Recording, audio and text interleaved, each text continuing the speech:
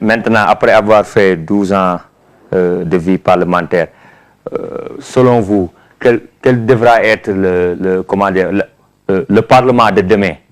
Vous le rêvez comment? La première conséquence, c'est que vous n'aurez plus de vecteurs qui puissent permettre de réguler la disposition sur la parité. Pour le moment, je n'en vois pas.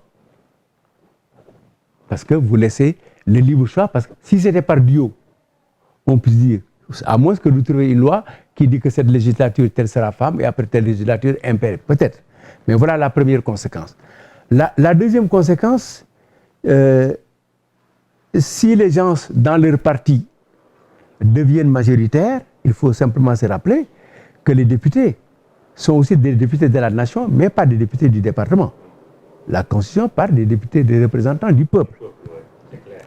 Ah, ça, c'est la deuxième. La troisième conséquence, si nous appliquons les dispositions sur les partis politiques avec les financements des partis politiques, l'État doit pouvoir prendre en charge un certain nombre de questions des députés, notamment sur la localisation des députés dans leur département.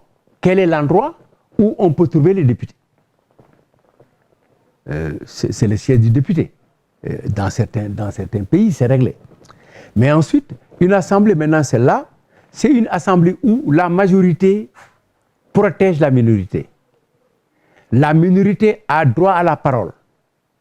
Et dans certaines assemblées d'ailleurs, on prend des dispositions pour faire en sorte que des postes clés soient donnés à l'opposition. En France, ce n'est pas écrit, hein, mais depuis Sarkozy, la commission des finances est donnée à l'opposition. Mais une assemblée nationale qui se respecte, c'est une assemblée ouverte aux citoyens. C'est une assemblée où les citoyens ont des possibilités de venir voir les députés et de discuter avec eux, de déposer des participations, des pétitions. Et si une assemblée souhaitée et reconnue démocratique, c'est une assemblée de transparence ouverte à la presse. J'ai eu à proposer cela, mais malheureusement, un journaliste qui n'avait rien compris a dit que Doudou Wade voulait abuser des journalistes et ce sera la corruption quand les journalistes auront des bureaux à l'Assemblée. Moi, je pense qu'un bureau de 10 sur 4, de 150 mètres carrés, avec des postes de travail, avec des ordinateurs, pour permettre aux journalistes accrédités, choisis dans l'État, et dont la formation dans le parlementarisme, très souvent, une partie est assurée par l'Assemblée ou par les organisations ONG, pourrait faire un travail extraordinaire. Ce qui permettra effectivement à l'aboutissement. Depuis 1960, je n'ai pas souvenance qu'on m'ait dit que le président de l'Assemblée nationale a tenu une conférence de presse où s'est adressé à des journalistes.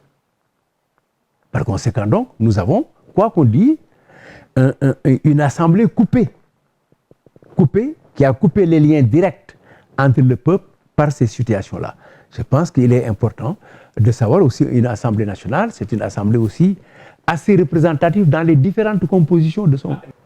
Mais les hommes des partis politiques, si nous avons appliqué, je vous dis, depuis 2016, la disposition sur les partis politiques avec les écoles de formation des partis politiques, les citoyens qui ont été formés, apprendre aux Sénégalais comment se comporter dans un stade, comment se comporter sur le drapeau national, comment se comporter pendant l'hymne national, comment se comporter en classe, comment se comporter dans la rue, on n'aurait pas brûlé les tablements et déchiré les cahiers à la fin de l'année scolaire. Cela veut dire qu'en formant les citoyens, quand la Constitution le dit, je pense que c'est comme disait l'autre, c'est de prendre en charge les enfants sur ce plan de donc ça dépend des partis politiques. Parce qu'ici, le creuset, c'est les partis politiques.